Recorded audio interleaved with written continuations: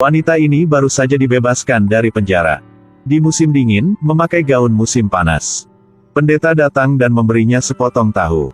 Ada tradisional di Korea bahwa ketika Anda keluar dari penjara, Anda akan makan tahu. Dia melempar tahu ke bawah. Kenapa kamu tidak memakannya sendiri? Ternyata 13 tahun yang lalu anak laki-laki Wonmo diculik dan kemudian dibunuh. Tidak lama kemudian, seorang gadis datang untuk mengaku. Ketika berita itu dirilis, seluruh negeri terkejut. Kogai Moi 19 Tuisin Dep Nai Lai Lahung Tu Giet Ngui Tanen. Seperti yang diharapkan, pada rekonstruksi TKP, dia gemetar dan mengikat tangan boneka itu. Tapi dia tidak tahu bantal warna apa yang akhirnya digunakan si pembunuh untuk mencekik korban. Dia hanya bisa menggunakan matanya untuk meminta bantuan. Baru setelah polisi yang berdiri di antara kerumunan itu menunjuk ke jam tangan coklat, dia mengambil bantal hitam itu. Dia mencoba untuk menjadi kejam, wartawan di sekitarnya terus-menerus mengambil gambar. Tapi saat menghadapi cahaya kamera, dia melepas topengnya. Ketika semuanya berakhir, dia melihat ke atas tebing.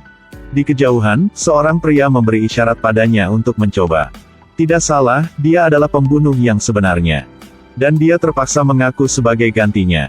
Sebenarnya gadis itu tidak bersalah, petugas polisi Choi segera tahu tetapi dia diam. Karena tekanan opini publik, lebih baik bagi seseorang untuk mengaku daripada tidak menemukan pelakunya. Jadi dia membawa kemalangannya ke penjara. Ketika dia pertama kali masuk penjara, dia sangat tertekan, menangis sepanjang hari. Tapi tiba-tiba suatu hari, dia sepertinya dibimbing oleh Tuhan untuk menemukan kehidupan baru. Sejak saat itu, dimanapun ada orang yang menderita, akan ada bayangannya. Dia merawat tahanan yang sakit. Bersabarlah dengan narapidana penderita Alzheimer. Bahkan ada orang sakit parah, dia tidak ragu untuk mendonorkan ginjalnya. Dia mencoba mempelajari keterampilan baru seperti memotong rambut, memasak. Semua yang dia lakukan sangat bagus. Juga mendapat pujian dari penjara. Tentu saja, Ibu Suci juga memiliki wajah lain yang tidak diketahui siapapun. Misalnya, wanita ini, masalah kecil apapun langsung memukul orang. Semua orang diganggu olehnya tetapi tidak ada yang berani memprotes. Gemja tidak berani mengatakan apa-apa di permukaan, dia merawatnya setiap hari selama 3 tahun. Namun anehnya, bahkan dengan perawatan yang baik oleh Gemja, penyakitnya semakin parah dan akhirnya meninggal. Pergilah ke neraka segera.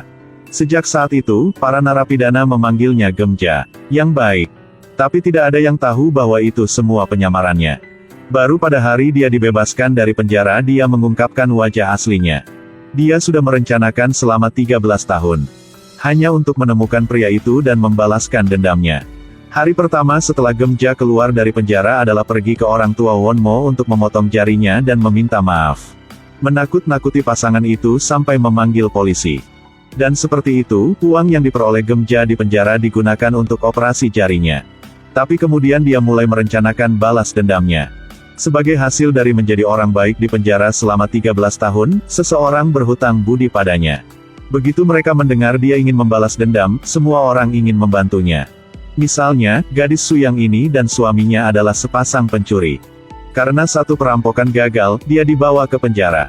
Suyang awalnya mengira itu karena kesehatan yang buruk, kemudian mengetahui bahwa itu adalah gagal ginjal. Dia pikir dia sudah mati. Tak disangka, saat itu Gemja berinisiatif mendonorkan ginjal untuknya. Sialan, hentikan, diam. Sekarang Gemja membuka mulutnya, pasangan itu tentu saja tidak menolak. Gemja mengeluarkan buku suci dan merobek satu persatu dan akhirnya menjadi cetak biru senjata. Tapi di mana benda ini? Ternyata ada seorang saat masih muda menjadi mata-mata, ia terkena Alzheimer saat sudah tua. Dibenci oleh narapidana lain, hanya Gemja yang berinisiatif untuk merawatnya. Karena untuk berterima kasih padanya orang itu memberi buku ini. Anda harus membalas dendam. Sangat cepat pistol itu selesai, tetapi karena desain pistol itu hanya bisa menembak dari jarak dekat. Sangat singkat sehingga Anda dapat mendengar detak jantung orang lain. Sekarang balas dendam sudah siap. Namun sebelum berakting, Gemja masih harus melakukan satu hal, yaitu menemui putrinya. Ternyata Gemja tidak berhati-hati ketika dia masih muda dan hamil.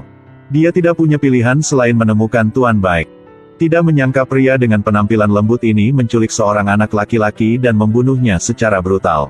Tidak hanya itu, dia juga menculik bayi Gemja yang baru lahir agar Gemja disalahkan kalau gak mau akan membunuh anaknya. Itu sebabnya dia harus mengaku di masa lalu. Pada saat ini, Gemja menyelinap ke panti asuhan untuk menemukan dokumen putrinya. Sepasang suami istri Australia mengadopsi bayinya. Awalnya hanya ingin melihat wajah anak sekali saja, tapi dia benar-benar anaknya. Keras hati seperti Gemja, terus meminta untuk pulang dengannya. Orang tua angkat juga harus setuju. Gemja melanjutkan rencananya untuk balas dendam. Dia juga memiliki pion di tangannya, yang merupakan sesama tahanan bernama Yi Chung. Karena ingin membalas atas anugerah keselamatan Gemja, dia menikahi Tuan Baik. Tapi jika Gemja tidak tahu bahwa dia memiliki orang dalam, dia juga memiliki orang dalam. Dan orang dalamnya adalah pendeta yang pernah berkhotbah padanya sebelumnya. Ketika dia mengetahui tentang istrinya dan Gemja berjabat tangan, dia sangat marah. Baik memanggil dua pembunuh untuk membunuhnya saat dia sedang dalam perjalanan untuk menjemput putrinya. Gemja tahu kekuatannya tidak bisa menang, jadi dia pura-pura pingsan. Ketika dia berbalik, pistol itu tepat di depannya. Gemja melepaskan tembakan tanpa ragu. Pria lain segera menarik putrinya kembali. Pada saat bahaya, Gemja masih tidak melupakan jangkauan pistolnya. Adalah mendengar detak jantung lawannya. Adapun Tuan Baik, dia juga pingsan. Ternyata Yi Chung memasukkan obat bius ke dalam nasi. Setelah Gemja tiba, dia mengambil sendok sup dan mendorongnya ke tanah, lalu menjadi gila memotong rambutnya. Dia memegang pistol dan mengarahkannya ke matanya, tepat ketika dia akan menembak, teleponnya tiba-tiba berdering. Dia mengangkat telepon untuk melihat, dan menemukan bahwa kabelnya memiliki pengait dengan mainan anak-anak. Di ujung saluran telepon ada kelereng oranye.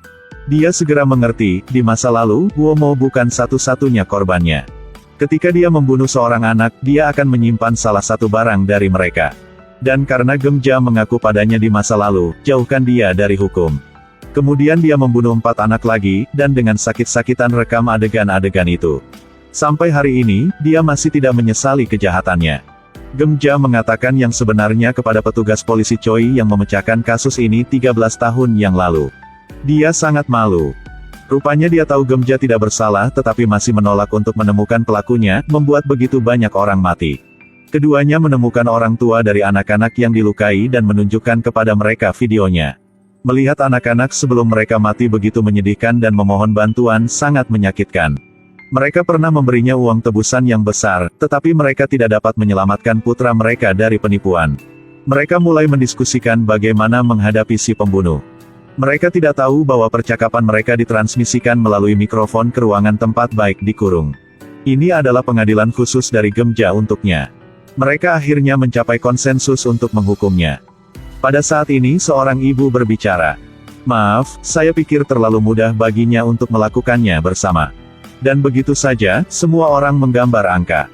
Orang pertama yang masuk adalah wanita yang lembut. Dihadapkan dengan interogasinya, dia bahkan membela dirinya. Bu, tidak ada seorang pun di dunia ini yang sempurna. Giliran kedua adalah 2 pasangan. Pada titik ini, dia sangat takut sehingga dia gemetaran. Tapi mereka berempat tidak ragu sejenak. Pria di belokan ketiga ingin membunuhnya dengan kapak tetapi ditarik kembali oleh istrinya. Ada orang lain di belakang, Nenek Jo sedang menunggu. Akhirnya masuk adalah seorang wanita tua kaya. Dia tidak mengatakan sepatah kata pun, matanya kejam. Hanya menggunakan gunting kecil untuk anak kecil, tusukan itu berakibat fatal. Setelah itu, semua orang membersihkan tempat kejadian dan berfoto bersama. Bukan untuk membuat kenangan, tapi untuk menjaga rahasia ini bersama. Malam bersalju, Gemja dan putrinya saling berpelukan dan menangis. Putri akhirnya memaafkannya. Dan Gemja memberinya sepotong besar tahu. Harus hidup bersih, harus hidup bersih. Live white, like this.